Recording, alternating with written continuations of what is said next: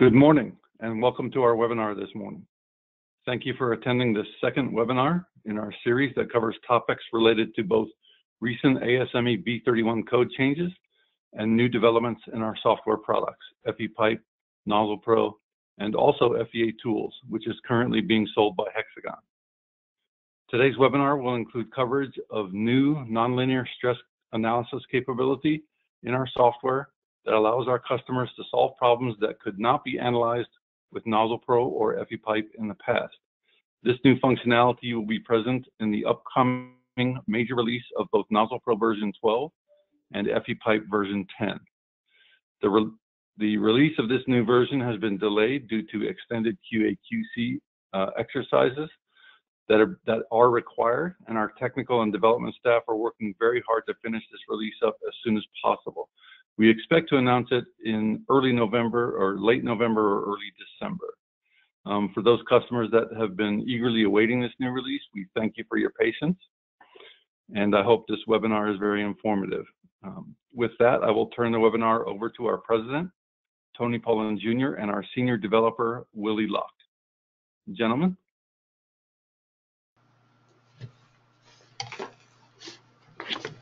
Thank you, Ryan. Good morning. I'm Tony Pollin, and I'm here with Willie Locke. We're going through the November 15th Pollin Research Group presentation of new software and technologies. One of the things we'll be doing today is an introduction of our Phase 1 drawing tools, which will be available in Nozzle Pro and VIII and VIII Tools, the current status of our ASME testing, the BOSS B31 and how we use it here, new nozzle design rules and moving into the nonlinear analysis capability in Section 8, Division 2, and Pollin Research Group's path through the nonlinear calculations to fitness for service tools. So I'd like to start by showing you some of the test pieces that we're working on here at Pollin Research Group. This is a large diameter thin wall pipe branch connection. The problem here has been that, of course, we don't have these available in the sizes that we need for large D over T fittings. So we manufacture these and are trying to determine if we can get to effective scaling rules for fatigue and collapse using the large diameter thin wall pipe. Second test procedure, again, trying to determine if the calculations that we make for carbon steel and the tests we run for carbon steel are also valid for stainless steel Ts. So we're working with CB&I and Mr. Ken Doty in Louisiana, who's helping us fabricate common Ts for testing purposes. As we move into nonlinear rules, the thing that we see is the question of collapse, the question of fatigue, the question of ratcheting, but something that we don't see, and I think most of our users are not familiar with, is the limit studies or the strain limit stress check, which essentially is a bend or break, where bend with carbon steel geometries, we can bend things quite a bit and they don't break, or we can bend things a little bit and they do break. So here's a system that was just bent very little in a cantilever test and cracked. Here's a nozzle that was bent just a little and cracked off and did not bend at all. So one of the things that Section 8 does for us is let us make, using the nonlinear design rules, let us make the does it break or does it bend calculation so that we can make sure that any plastic analysis that we do still keeps us safe. So the first thing we'd like to do is go ahead and start looking at the drawing tools. And part of the drawing tools let us also look at structural stress calculations in Section 8. So we can go to the first slides, Willie. Okay. One of the things we'll see and that we'll use today is the automatic cross-section generation. So the software will generate cross-section shapes and finite element models, so we can include those in any of our calculations. Next slide. Here we see that you will be able to put meshes anywhere you want in your geometries using the drawing tools. You'll be able to use superstructured, structured, or unstructured meshes. Okay. Here's an example of something that we've been asked for quite a bit, is you can put lugs any place you have nodes in geometries. Okay. Here's another example of just different rendering mechanisms. Next, these are all slides from the user's guide, the current version 12 Nozzle Pro user's guide. Of course, another issue with nozzles, especially larger opening nozzles, larger diameter, larger D over D nozzles, is what happens with rings. How do the rings stiffen the geometry and affect the sifts? So these rings, as you can see in the top of the image there, are all added with the drawing tools that we'll be using here in a second. Okay, next slide. We'll be looking at something like this. This is a wide flange welded to a repad, then braced on against the vessel. So any type of structural attachments to vessels or large diameter pipes we'll be able to hopefully make with the new drawing tools. Okay. Here's a further example of this. I included this slide because what you see is that the wide flange is shifted away from the tab. The software lets you move the geometries away from each other so that we can then come back and do a structural stress evaluation anywhere along the cross section, which is something that we want to do here in a second with Willie. If we put these in the shape, the positions where they were, there would be an overlap with the tabs at the ends, and it would be very difficult for us to break out the individual elements that are associated with the pieces. So again, we'll see how all this works in an example here in a second. Next slide. Of course, a lot of folks are interested in wide flanges or attachments to pressure vessels. That's something that can be done with the tools. And we're not going to go through this example, but it's in the user's guide. Next slide. Random plates, where we've got random gusset geometries. We can draw curves, and then we can tessellate those spaces with elements. And this is all a three-step process. This geometry generation, it probably took about a minute. Okay, next slide. Okay, here is that model analyzed. Once we have a plate, once we have the geometry, we want to be able to add wide flanges to it, couple the wide flanges to the gussets, and then put the load on the wide flange, and then watch how the geometry deforms. So, okay, again, this was a very simple analysis to go through. Okay. The next step with this calculation was to include the cross beam. So again, all we need for geometries is to create the center line. And if we go to the next slide, here's the wide flange that fits up against the back of both of those plates and then pushes on it. We kept everything separate so we can come back in and cut the cross-section shapes here, or cut the cross-sections through the wide flanges or through the wide flange here, or even through the gussets to make the structural stress calculations and, importantly, determine the weld size. Most of these calculations here, the structural stress definition, this is a super tool for determining weld sizes. So there's results that come out of the software that let you decide how big the fillets need to be on either sides of those plates. The value here, of course, is that previously with just a stress calculation is the gussets or the welds had to be big enough to support the strength of the plate. Now the welds only have to be big enough to support the load. And that, of course, is what you want to do. Next slide. Pass partition plates and the top heads of heat exchangers. This took literally a minute to build. So you just draw a curve. Most of the geometry generation in the new drawing tools is curve-based. You draw a curve that surrounds the area and then ask it to be filled with elements. Okay. The analysis that we want to perform is an interesting one because one of the benefits of the Nozzle Pro calculation for pads is that it lets us look at non-integral repads. So based on a series of tests that we conducted here a number of years ago, there's a variety of parameters that describe the interaction between the pad and the shell. And so what Willie will do is we'll specify that we're going to build this from scratch. Willie will specify that we're using a non-integral repad with a loose fit. If you went through and used tighter fits or no interaction or complete interaction, then you will see how the results would change, or you can certainly see how the results will change. Okay. So what we're interested in doing is with the clip is loaded by a channel that's attached outside or in this zone. So we want to look at how the channel transfers the load to the clip, then transfers the load to the relatively accurate or very accurate non-integral repad model. Okay. So Willie will start Nozzle Pro. This can be from FEA Tools. It can be from the Nozzle Pro menu. It can be from FE Pipe, all the same. So I'll start a new file and select a cylinder and a structure number 1, that's a longitudinal plate. So the geometry will be 110 inches for the cylinder and 0.625 inches for the thickness, a total length of 200 inches, and located 50 inches from the top. The clip will be 1.25 inches thick. The reinforcing pad thickness will be 0.75 inches. And the height of the clip will be 10 inches. And the length will be 7 inches.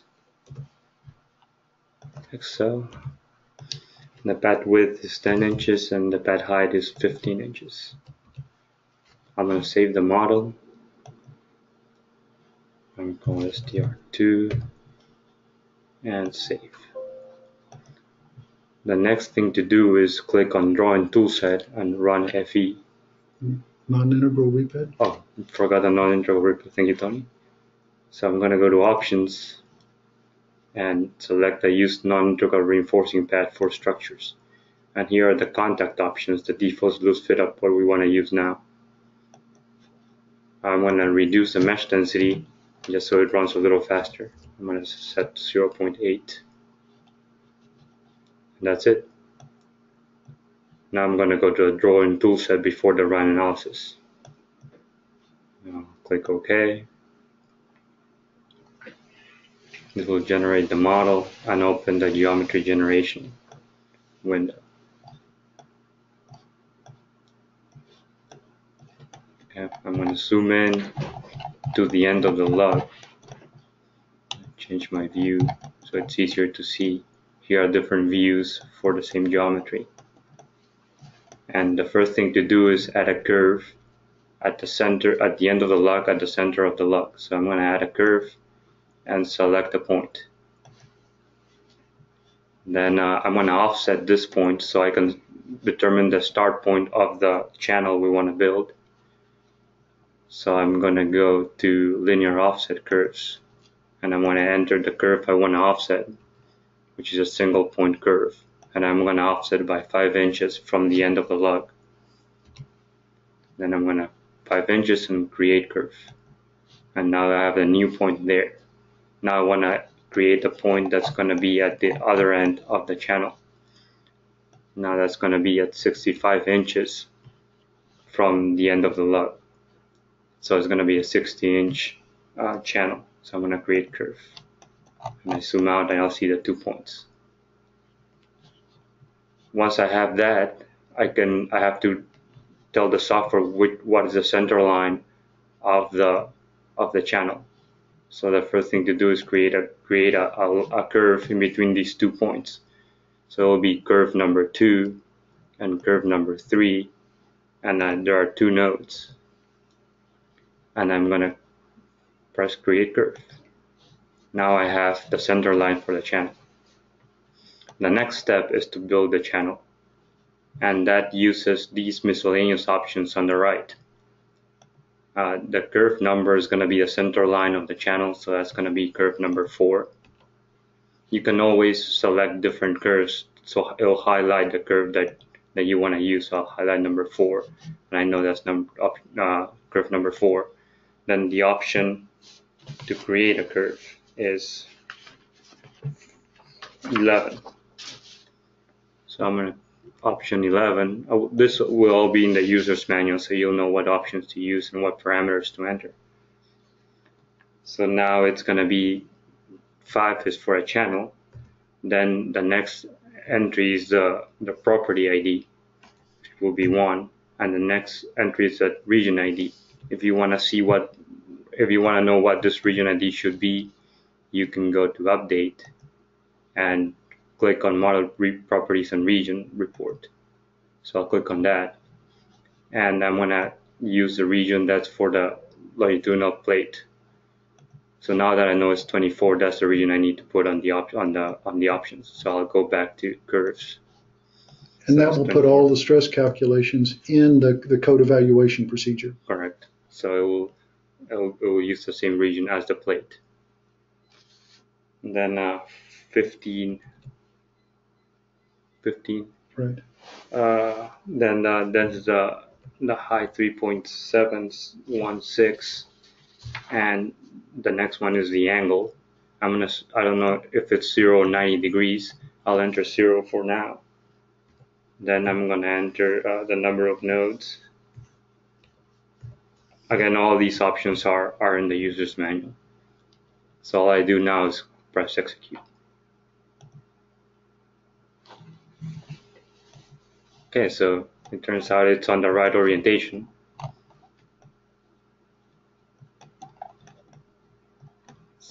The next thing we want to do here is join the log and Update the database. I need to update the database. All right, so I'm going to go to update and prepare for analysis. It's going to ask me to enter the regions 1 and 2 that I haven't specified, properties, I mean. Click OK, and I set the properties because that gives the thicknesses for the channel. So property ID 1, channel, and default English, and I'll put the thickness 0.716. 716, and a create update property. Then a property 2,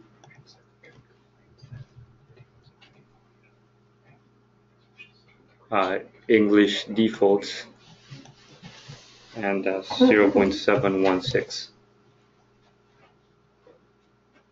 Create property. All right, so prepare for analysis. Go ahead and do what you need to do. Okay. We're going to speed this up a little bit. There's a little bit of a time lag. Okay. I'll just get in here real quick. All right.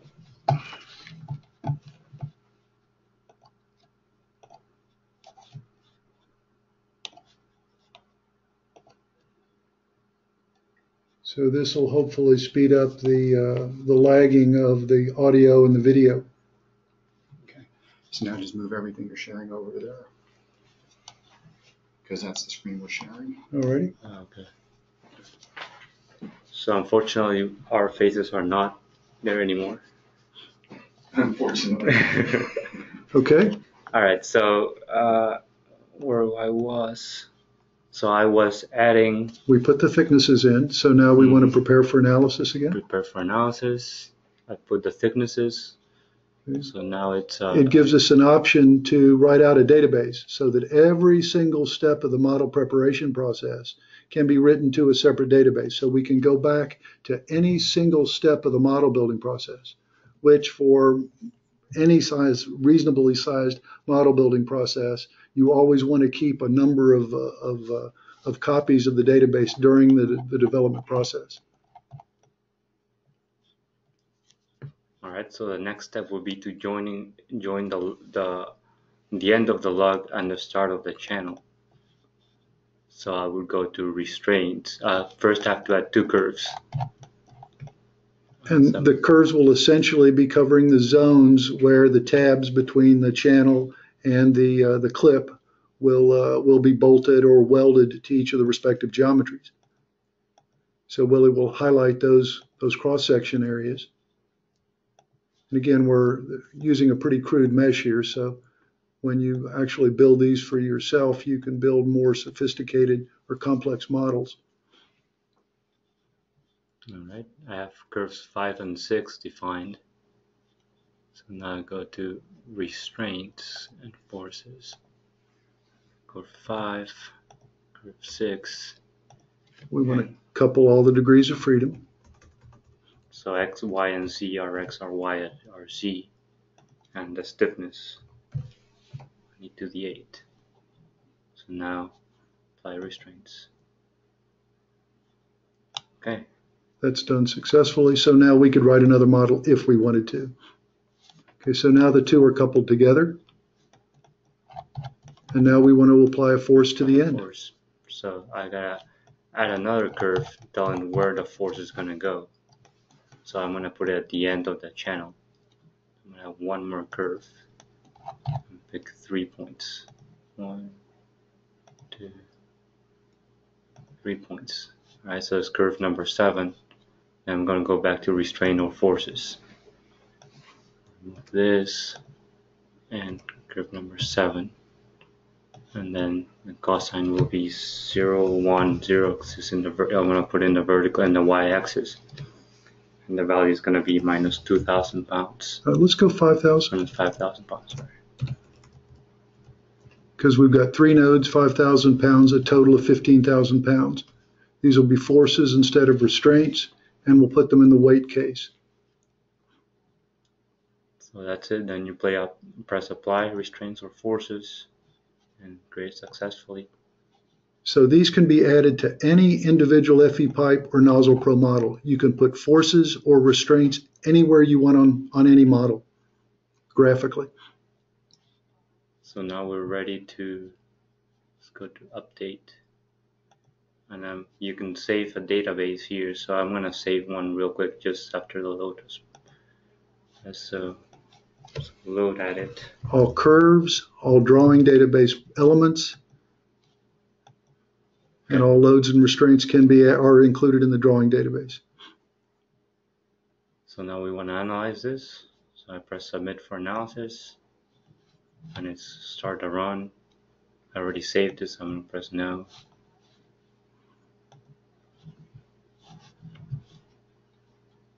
And so what we're doing now is going through the calculation. Once we drop into the drawing database processor, we can analyze, we can review the results, we can change the model again, then we can analyze, review the results, change the model again, all from the drawing tools. There's no reason to get out of the software, go back into the input. Everything is done here. Once we close for the day, come back in tomorrow, we can start up again and then pull in any of the sequences of either the drawing databases or the finite element databases that we've just stored, and then continue building the model or continue making changes to it. So we're using the old solver here. One of the features in the new software is there is a new multi-core supernode solver that's about 4 to 10 times faster than the solver that you've been using with Nozzle Pro and FE pipe. And you have to turn it on when you get the software loaded. Okay, so the run's complete. Now we can show the output. There's a new output processor that lets you look through any Nozzle Pro, FE pipe, or FEA tools output. So Nozzle Pro already had a similar type of tables, but now this is available for all FE pipe models. All other programs like 661 Pro, FE Bend, and FET, you have this sort of tables available, where you can filter the results for primary stresses, secondary stresses, and look at the 3D geometry plots. So I'm going to look at the 3D geometry plots, and you can specify different regions that you want to see.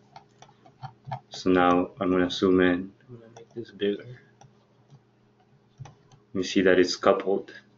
And interestingly enough, we can see that even though we're using a fairly crude mesh and have used a fairly crude approach to tie the tab or the clip to the channel, is we've got local stresses that are clearly, okay, they're in locations where there are bolts or where there are welds, but removed from that, immediately removed from that, right in this area, we get good cross sections. And we get good results on the lug to the repad. So we've got a good idea of what the stress is in the non-integral repad, which is the reason for the model in the first place. So now what we'd like to do, I think, Willie, is go ahead and look at how we would get information for sizing the welds. Okay. So I'm going to close this, and we'll go back to the geometry creation and make this a little bigger.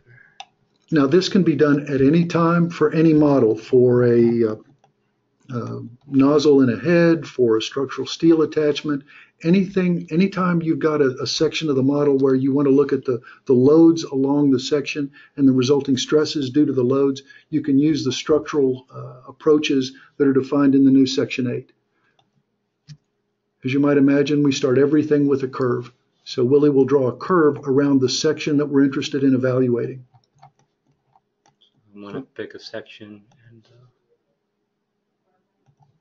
Well, I tell you what, let's just do this once. So how about if we pick the section on the tab? Because that's where we're interested in sizing the weld. Yep, or even one element. Yep, okay.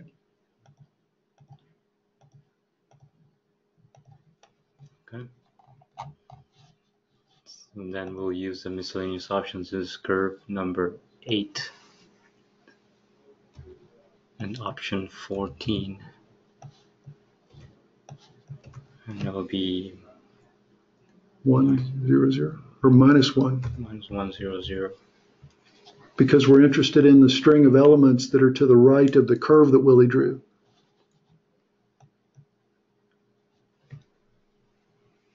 So very little axial force. There's our shear force. There's the weight plus Willie's load. There's the bending moment that's developed on the cross section. The bending stress. So there's the maximum bending stresses. And then the load per length, if we right here, that 67,657, that value is used to size the welds. If you divide that allowable by either the weld strength or the material strength, probably the material strength, you get the weld thickness for the fillets, for the collective 2 fillets. If we go down, we see here's the load distribution, the shears, the bending stresses, and the load per length distributed along the length of the tab. So these can be cut anywhere. If you store the drawing database, that cross-section's stored with this model. So no matter how many times you run it, you can always come back to this and very quickly determine if the weld sizes need to change. Okay. Do we want to add an extra? Yeah, why don't we do that, Willie? Something that's often folks want to do is they don't just have a single cantilever, is they've got a cantilever with a brace.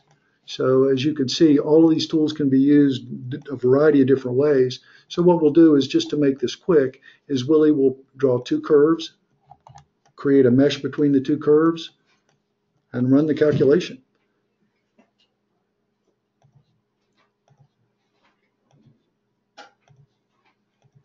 In order to add elements, it has to be an odd number of nodes. So I picked 5. Now I'm going to pick 5 here in the shell. Because what we're doing is going from corner node to mid-side node to corner node to mid-side node to corner node. Points. All right, so now I have curves 9 and 10, and I want to add elements. So I'm going for curve 9, curve 10. I want to put 6 elements in between. Property ID 1 and region ID number 24 is the same one we used for the channel. So now I'm going to build the elements. Okay. You're ready to go, right? I'm ready to prepare this for analysis again.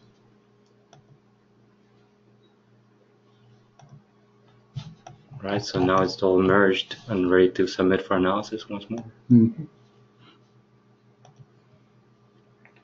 So if this was an important model, this is where you'd go back and enter another name for the database. It's not uncommon to have 10 or 15 or 20, depending on how complex the geometry is, saved versions of the database. Each version is labeled with the text that Willie would drop in there so that he can go back and pull up whichever of the versions that he wants to use. Okay. So the next thing we'd like to do is take a closer look at nozzle load evaluations in FEA tools and see what type of calculations come out of B31J and FEA tools for pad reinforced intersections, which we haven't looked at much, and then take a look at what B31J doesn't do with bends and where the issues are with bends. Of course, using the finite element calculation to put in the pressure vessel nozzles, because this is a relatively easy process these days. All right, so shall we start the translator? So we have a Caesar model available to us. So we'll pick the last one I used. So this is the model as we normally run it in Caesar. So can we plot that one?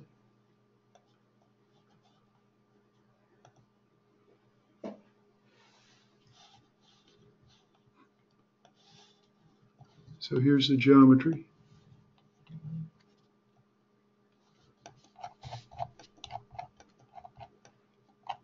each of those gold items in the model are locations where the software would want to put additional finite element or additional calculations to improve the value of the model. So what we'd like to do is we'd like to go ahead and put the heads in and the pressure vessels in. The software will automatically make the calculations for the branch connections and the elbows that we see in gold. So there's two vessels that are the same, the two cylindrical shells, and the pressure vessel head there's one of those. So on the tab for vessel exchanger nozzles, you can add as many rows as you like and enter the node numbers that are the same. So in this case, node 120. So let's put all the nodes here. There's some intersection nodes.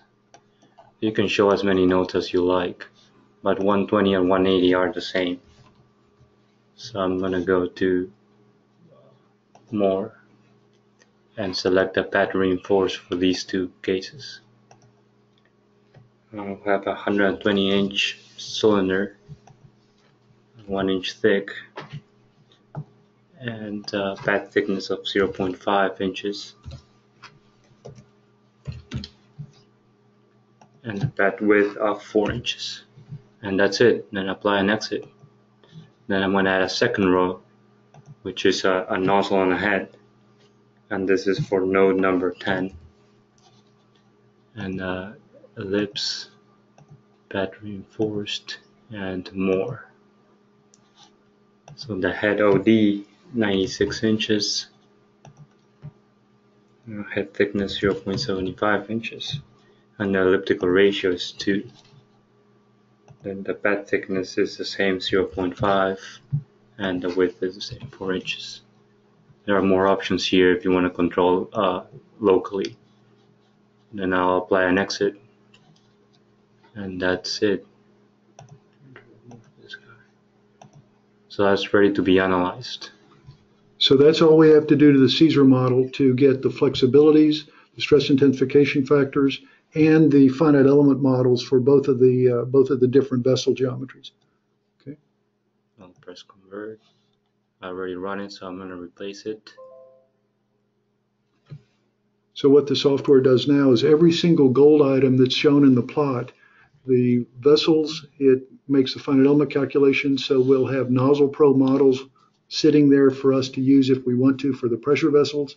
It will make the branch connection models for the two branch connections in the model, and then it will look at each of the elbows and most critically the attached straight lengths of pipe to the elbows, because that's what determines if the elbows are essentially flanged or non-flanged elbows.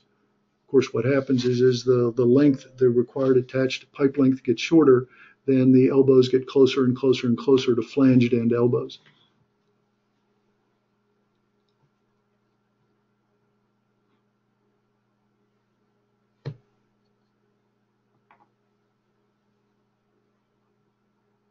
And so we made the conversion.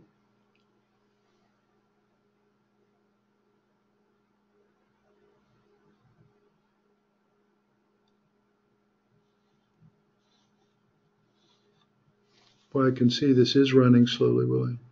Yeah, it's almost done. Okay. So this is the model. So what we'd like to do is quickly take a look at some of the branch connections. The first branch connection is 20 by 16. It's pad reinforced though.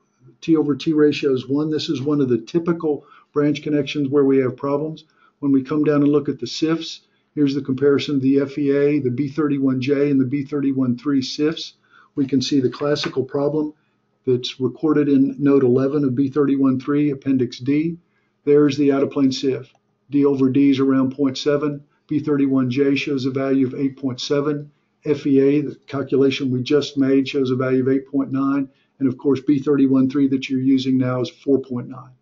So there's the non-conservatism that's reported in the code. Of course, Rotobaugh WRC 329 talks about the torsional SIF problem. So we can see that the torsional SIF is off by about 2 times. B31J gives a value and FEA gives a value. On the run side for smaller D over D branch connections, we have the same run side problem. FEA shows 1.8, B31J says 3.3, B31.3 shows 3.9 for in-plane, 4.9 for out-of-plane, 1.1 for B31J for out-of-plane, and 0.7 for FEA. So for out-of-plane loads through the run, we're essentially 5 times higher than what the SIF should be according to B31J and FEA. And this is what Rotoball and WRC 329 called silly. Okay. Up at the top, we can see that the flexibility factors for the branch. For this branch, we get 13.7 out-of-plane diameters of pipe. So we're essentially leaving out 13 diameters of pipe if we don't include the flexibilities for this branch connection. Okay, if we scroll down a little bit further, Willie, to node 150. 150 is the D over D ratio is closer to 0.5 here, and we see exactly the same phenomena. Here, we're leaving out 16 diameters of pipe. As we continue to go down, we get to node 120. Here's the pressure vessel connection. So we get exactly the same calculations for the pressure vessel connection.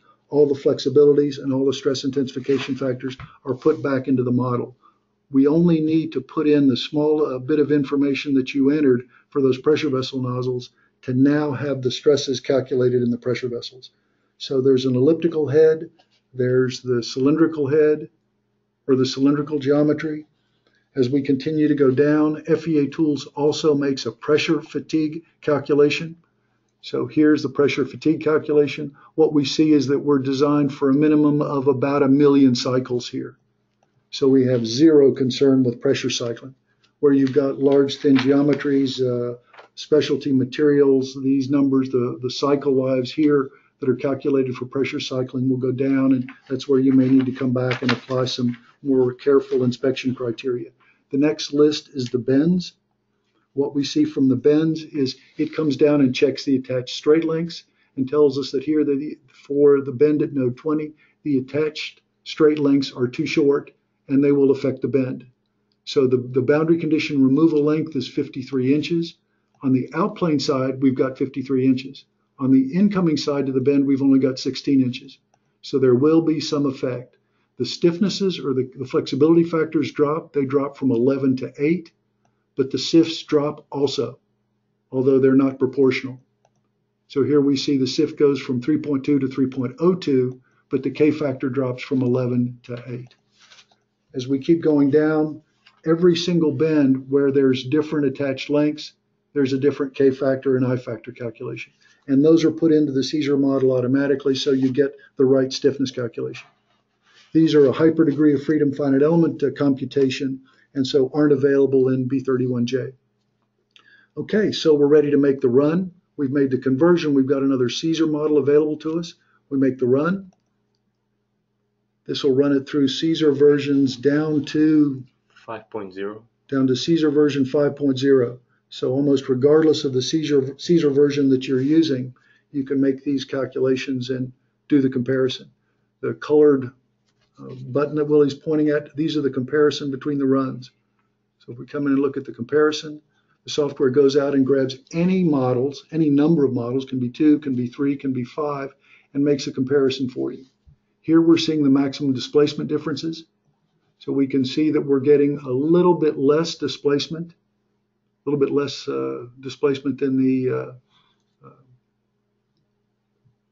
the original non-loaded model. Let's take a look at the restraint loads.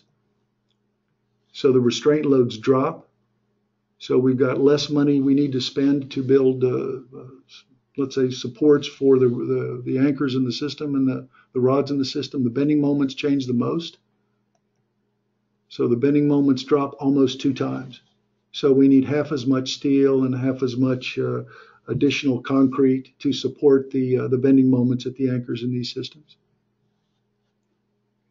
There's a lot of different options available in the output processor. 2D maximum charts are helpful because what it does is any number of models that you've got in the geometry, you can come in and it plots the maximums for you.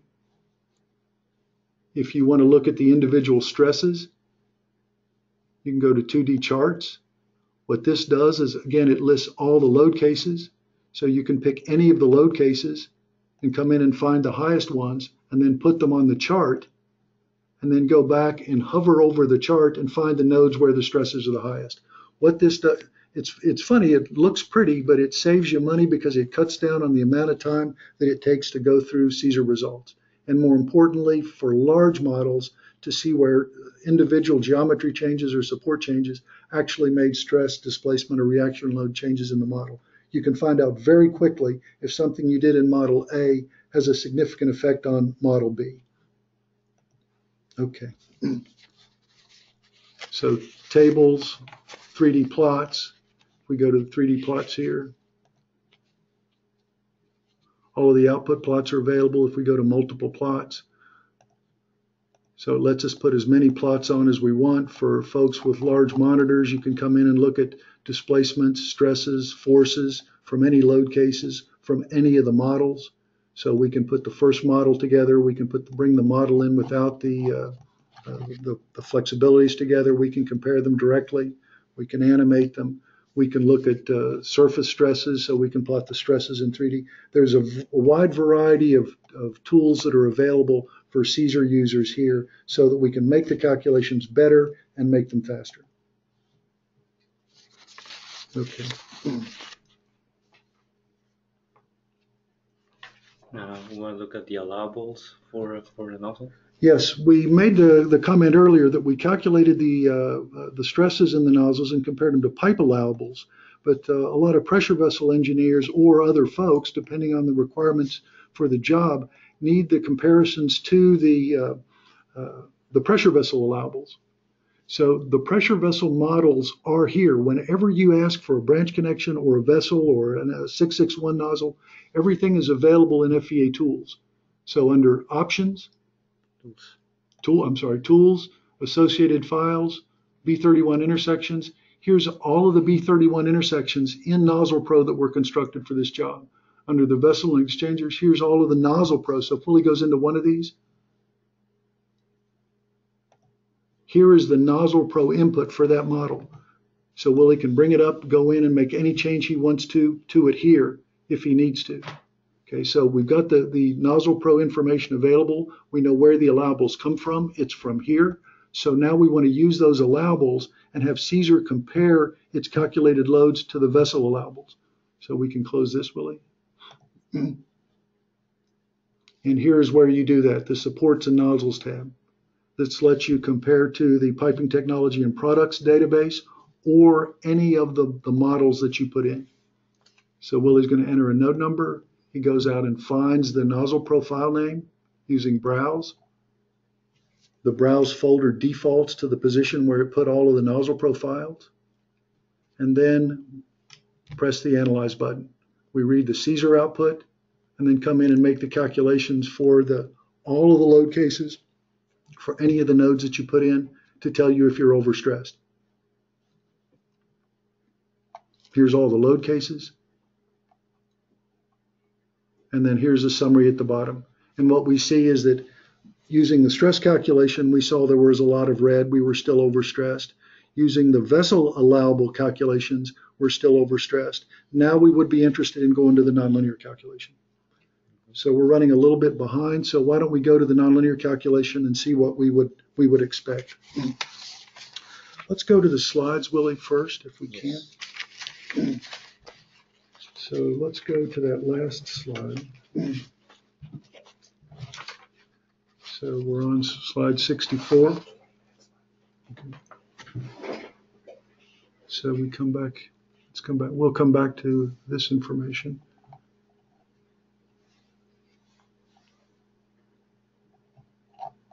Yeah, this is the very, very bottom. There's the ratcheting calculations. Here we go. Okay, so what we see here is if you look at the top, this is table 5.3. So these are the load combinations that FEPipe and Nozzle Pro makes for an elastic analysis. These are the loads that you put in. You put the loads into the Nozzle Pro model to make these determinations. If we look at the nonlinear calculations, here are the nonlinear calculations. You see essentially the same loads, but you see load multipliers. So for the first load case, we see a multiplier of 2.4. For the second load case, we see a multiplier of 2.1. For the local criteria, which was the failures I showed you in the beginning, we see 1.7. So what we need the software to do is we need the software, if it's going to do an ASME compliance, to pull these load case numbers in automatically. So that's what Willie's going to do. So if we go to Nozzle Pro, let's show you how Nozzle Pro and FE Pipe does that. So he's going to pull the job up.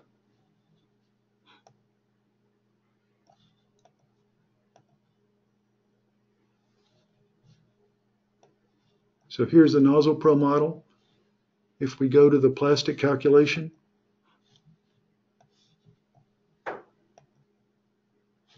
here are the plastic analysis options. All you have to do is click in the upper left-hand corner that says Run Plasticity and Large Rotation Solver, and then pick which of the nonlinear calculations in ASME Section 8 Division 2 Part 5 you want to run. Generally, the limit load analysis is quicker. It uses an elastic perfectly plastic equation to determine if you've hit a lower bound limit for the loads. The more comprehensive analysis, which is the one that we prefer, is the second one according to 5.2.4. What this does is run the full elastic plastic collapse analysis, and as importantly for pressure vessel nozzles, it makes the 5.3.3.2 local limit analysis evaluation for you automatically during the load stepping. So we say, okay, here, we've turned on the nonlinear analysis. When you turn on the nonlinear analysis, you can see that the buttons turn a light brown. So we want to run the plastic FEA. You'll notice from here that the drawing tools were highlighted also. If you still have a plastic problem, you can come back in and continue to make changes to the geometry using the drawing tools and continue cycling through the nonlinear analysis. So what happens is we put the loads in, we've used the ASME multipliers, the geometry is starting to deform. We can see the plastic deformation. There's the displacements. These displacements are based on the multipliers in the load. The strain and stress calculations show up on the right in the bottom right-hand corner as we go. And what we're waiting for is we're waiting for the solution to either converge or not converge. If the solution converges, then the load is okay. If it doesn't converge, then we're not satisfying the criteria. It also has to converge with at least a 1.7 multiplier on the local limit strain ratio. Okay, we can check the first load case. The ASME load case requirements are set up so that we've got to run a non-pressure case because pressure can actually strengthen the geometries. So we run the loads without pressure and then the loads with pressure with the same multipliers. So for the loads without pressure, we can see as we get to the bottom, it tells us that the calculation was successful.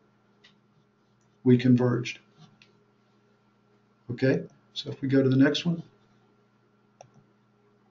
we'll see exactly the same thing. So what happened was pressure strengthened the geometry, and if you scroll up a little bit, Willie, you'll see keep going, you'll see this is all stored in the output. Here's the element ratio, you'll see the ASME results. Keep going, right there's the element ratio. So this is an old version, the element ratio at the end was 0.29. So the limiting value is 1.7. That's when the nozzle would start to break. So even though we're at the end of the 2.4 multiplier on the loading, we're very far removed from the potential for the nozzle to break. So this is easily a successful loading. There's the three approaches that we've looked at. There's the SIF approach, there's the allowable load approach, there's the nonlinear calculation approach, and some users would like to be able to read all of the load cases into Nozzle Pro. That's also available to you. Can you show that, Will? Mm-hmm. So any way you want to evaluate the nozzle is available from FEA Tools.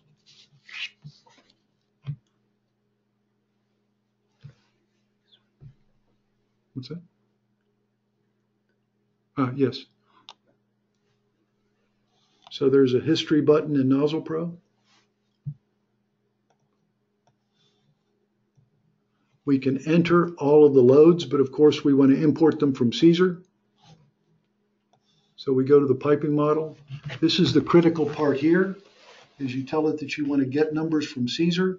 you can see the different load geometries or nozzle element geometries that are available. So the model that we built is the bottom left corner is the N2, N1, where N2 is at the surface of the geometry. So N1 is removed, so that's 110. Then the nozzle node number is 121. Okay. We find the Caesar model.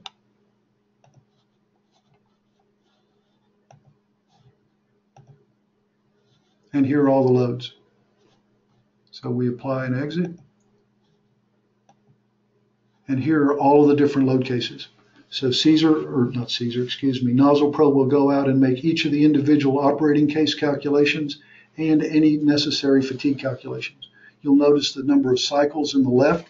This is the default for the piping calculation. For pressure vessels, what happens is the number of cycles has a significant impact on the allowable for fatigue. So you want to go in, and every time these loads show up, like if that first operating case shows up 1,000 times, you put 1,000 times in there. If that second operating case is a cleanout case, you put 100 times or 200 times in there. This will have a significant impact on the fatigue evaluation, and it will only use that load 100 times when it does the fatigue determination. So loads are in, you press analyze, it makes the same Section 8 Division 2 elastic calculation that we made before. So we can use piping allowables, we can use the allowables from the Section 8, or we can come in and put the loads in directly and do an elastic analysis, or we can do a nonlinear analysis. Okay. How are we doing on time, Mike? 5 minutes left. Okay. Let's go quickly, Willie, to Boss B31. What I'd like to show you about Boss B31 is that there's a brand new version of this that runs considerably faster than the older version. It's, I say unfortunately, it's unfortunately designed to operate on big piping systems. So can you plot one that grab that first one, William? Plot.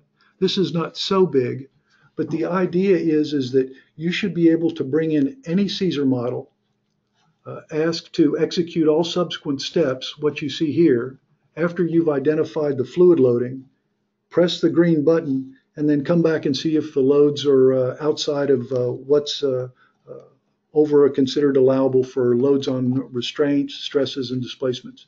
So it's intended to make the calculation for large systems automatic for you, but conservative.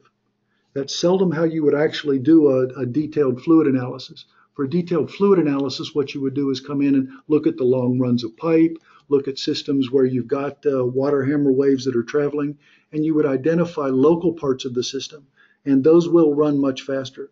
Large models that we run here for QC, an hour, 2 hours. I look at Mike and he's shaking his head even longer. So to extract the acoustic natural frequencies and the mechanical natural frequencies can take a long time.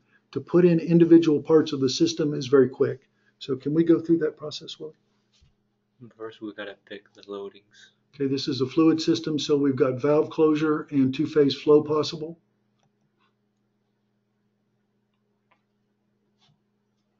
Okay, what Boss Fluids does is it goes out and looks at every single elbow pair unless you limit the elements.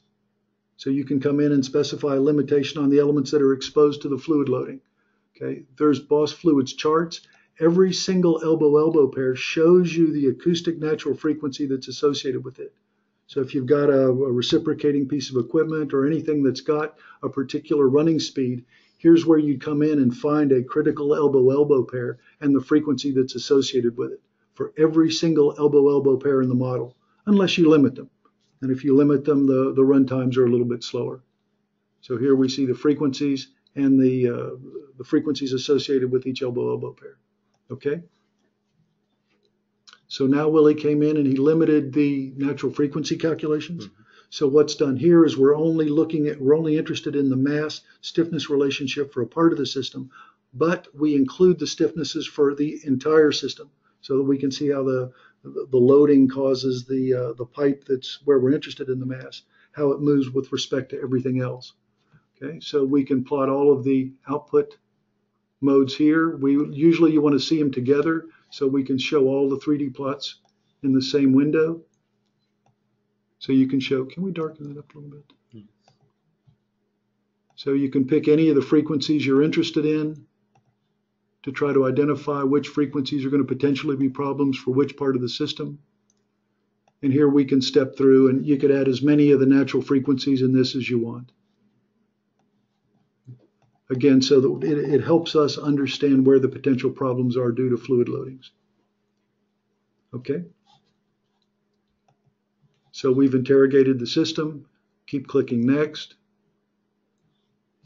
Again, we can limit the nodes where the fluid loads are associated. So when we've got that specified, Willie clicks on Run ASME 101.5 Dynamic Effects Calculation. So he made a calculation or change here in the load size. This calculation is very quick. So it comes through. It shows us the elbow-elbow pairs that were in the zone that Willie identified. So what Willie did was he limited the extent of the water hammer wave as it moves through the system. Here's the maximum values. So the largest displacement amplitude for this loading for this part of the system occurred at 1.9 hertz, and it was only 0.37 inches. So this is a pretty tight system. Okay, it gives a variety of additional data as we scroll down to the bottom. Here's all the reaction load changes. So very low reaction load changes. So water hammer loads in that part of the system, there's not enough velocity in the flow to cause a problem. Here's any life changes. So here's stress associated with life changes for a potential number of frequencies associated with the water hammer. We can also look at this in 3D. One of the things you want to make sure of is that if there is a lot of movement or a lot of stress, you need to know where to put the supports. So the 3D plots show you the maximum movement. So here's the cumulative maximum movement. The range that Willie used, Willie was interested in the water hammer wave along that long run of pipe. So this is where the valve closure and the impacts due to the traveling water hammer wave acted in the system. So you can see that's all that more or less moves. All these other little branches, they're not affected by water hammer in the long straight run. And the maximum, so the stress is 6,200 PSI. You probably wouldn't even change that. The displacements, what's the maximum displacement in the X, Willie? We can see there's quite a bit of swinging of that little, can you zoom in the upper left-hand corner? So if we stop it, freeze it, we can put the thermometer tool. Can you grab that and show me? What's the displacement here? So the thermometer tool can come down. Yep, it shows us where the maximum is. So the maximum displacement here, 0.4 of an inch. So relatively small. Now, if that's right next to a platform or a ladder, somebody might report it, but okay, 0.5 inch of movement during a water hammer event, I don't think that would scare anybody. So this system is reasonably well supported. Okay, so this is a way to speed up the water hammer calculations or the fluid load calculations for piping systems. Is it now a good time for questions, Mike, or do we have a few more minutes? Time's up, but okay. Ryan said I should stop you. Okay, now is a good time for questions. There's some fitness for service, local thinning analysis that we can go through. Of course, API 579, once we've locally thinned the geometry, we can run through Section 8 again. So we locally thin the geometry. Can you just show us where that is, Ron? With Nozzle Pro previously, Nozzle Pro used a far field approach and the nominal stresses in the actual geometry. Now you can put in local thinning, and if you go to a local measurement grid, it allows you to position it over the geometry.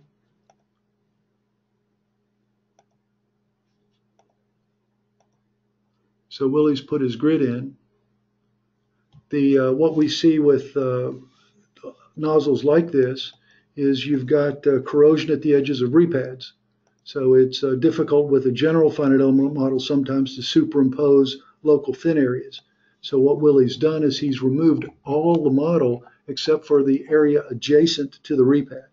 And then he can go in and adjust the thinning there. And now we run this model through the Section 8 calculation. We run it elastically, and if it passes the allowables using the remaining strength factor of 0.9 or whatever Willie sets it at, then it's okay. If it doesn't pass the elastic analysis, then Willie can turn around and run it through the nonlinear calculation, just like we saw, and see if it passes the nonlinear requirements. This patch here is based on a grid that you can enter here. You can add, remove rows, and add as large grids as you want. Can you show us how you add rows, Willie? You just So click. here you just click on the add row, and you'll add an extra row or an extra column on the right. So you can build as big a column. And the spacing between each one of these is specified here. The circumferential spacing and longitudinal spacing. You can rotate the grid 45 degrees or 90 degrees depending on what you have. So you can position the grid in you can position the grid in the 3D geometry, and you can shift it. This delta C and delta L are to shift the grid within the clipped geometry. Right. Okay. Okay, Tony, I do have a couple questions from some of the attendees. Okay. Well, the first one is, will the drawing tools be able to be used in conjunction with ASME Pro? For this version of the software, no. Okay. And the next question was, isn't the limit load analysis 5.2.3 to be done with small displacements theory? That's right. And is this different from the large rotation options that were written in the menu? That's for 5.2.3 or 5.2.4? That's a phenomenal question, and the answer is yes. It is to be used with small displacement theory. So when that, if that button had been checked, could you go back to the nonlinear screen line? When you check the lower bound limit study button, it drops back to small displacements, no large strain, and elastic perfectly plastic. So that's right here. So if you use the 5.2.3, that's as we said. So that's small displacement theory. As soon as you click onto the automatic elastic plastic analysis, that's large rotation. That's multi-linear elastic plastic curve according to part 3. That's a large strain, and large rotation. Okay.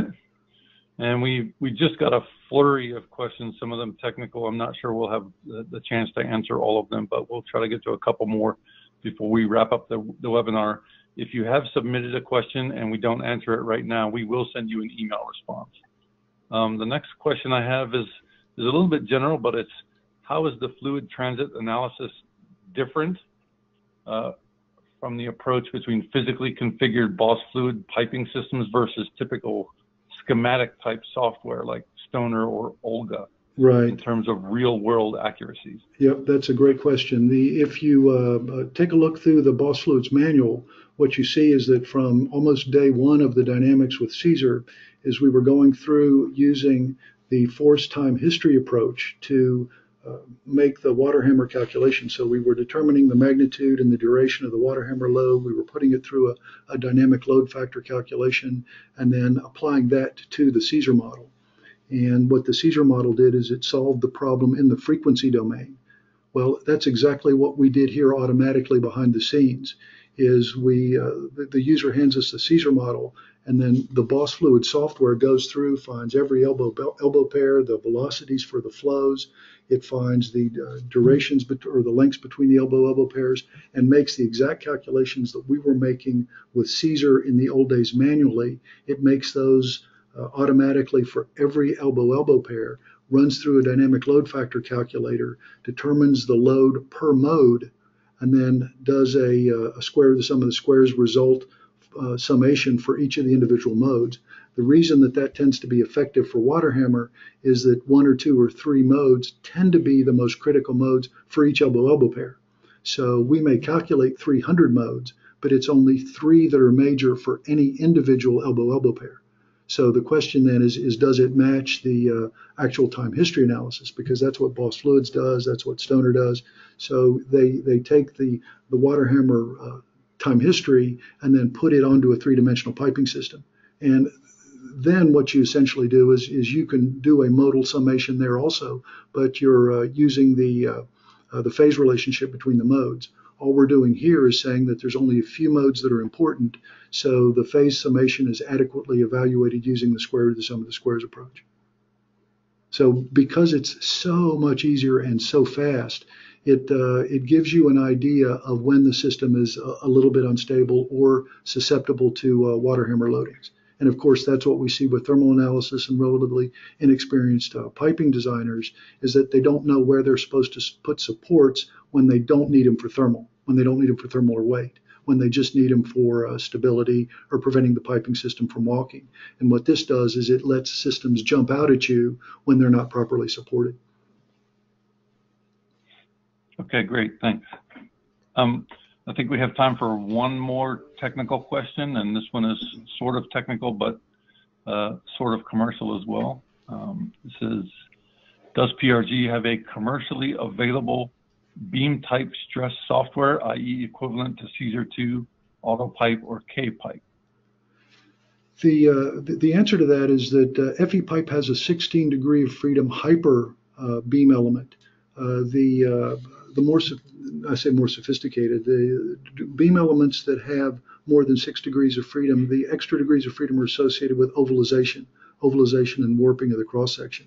We spent 5 years refining what was available in the current literature to make sure that we get good basic answers for piping systems. So yes, there's something called the PCL. The PCL will pull in Caesar models, and then it will make the ovalization calculation for you for straight pipe, subject to point loads, for elbows. And then what happens is you don't need a K factor anymore. You don't need a K factor for branch connections, and you don't need a K factor for elbows, because that is inherently part of the calculation of the system. So at some point in the future, that will be the way pipe stress analysis is conducted, just because there's no reason to take a chance that you're making the calculation incorrectly. Now the sets of equations are a little bit larger. Folks aren't as familiar with it. They're not familiar with the boundary conditions, with point load issues, with locations of straps or clamps, which have an effect now on the piping system, which is ignored in calculations today. So there's an education process. But so the answer is yes, there's a 6 degree of freedom modeler, which you can then throw a switch and get an 18 hyper degree of freedom calculation also. All right, thank you for that, Tony. I had one other question here, Ryan, that Mike handed me, and it says, will there be training on this? And that's, I think, because there are literally hundreds of options and different ways to build tessellated finite elements. So the manual has probably 10 or 15 different examples in it that walks the user through it. Mike right now is putting together YouTube videos that walks people through how do you build a curve, what's the easy way to put points on curves. All of the different things that we do here, so that somebody can look at individual problems, like I've got wide flanges attached to the pressure vessel heads. Tell me how to put those on. Give me a step-by-step procedure. Mike walks through that, so you can look at the manual and either use that to figure it out, or go to Mike's YouTube channels and watch him do it. And then, so we're trying, because there is so much that can be done with drawing tools, is we're trying to provide more training on a variety of different multimedia platforms. So thanks for the question. Great. Yes, thanks for the question. And I'd like to just say that, you know, there is a lot of functionality in all of the PRG products, FE Pipe, Nozzle Pro, and VIII tools. We've got a lot of standalone modules for doing specific analysis on bends in the program FE Bend, API header boxes, etc. So, you know, for everyone attending, if you have a question about a component or a design that you're looking at, please feel free to send us an email, and chances are we have a module or a program that you could use to do an FEA analysis of that component. And with that, I'll turn it back over to Tony. Okay. And I think we are concluded. Yes. Thank you very much, Ryan. Thanks, Willie. Thanks, Mike. Thanks, everybody, for attending. The internet channel of availability through the Intergraph website, where you can submit Caesar 2 models, that's still available. If you want to submit a Caesar 2 model for either a Boss-Luth calculation or for a Caesar calculation through FEA tools, please feel free to send that to us. We'll be a lot more responsive getting those back to you quickly now with Mike's help and with the releases of the software. So again, thank you very much.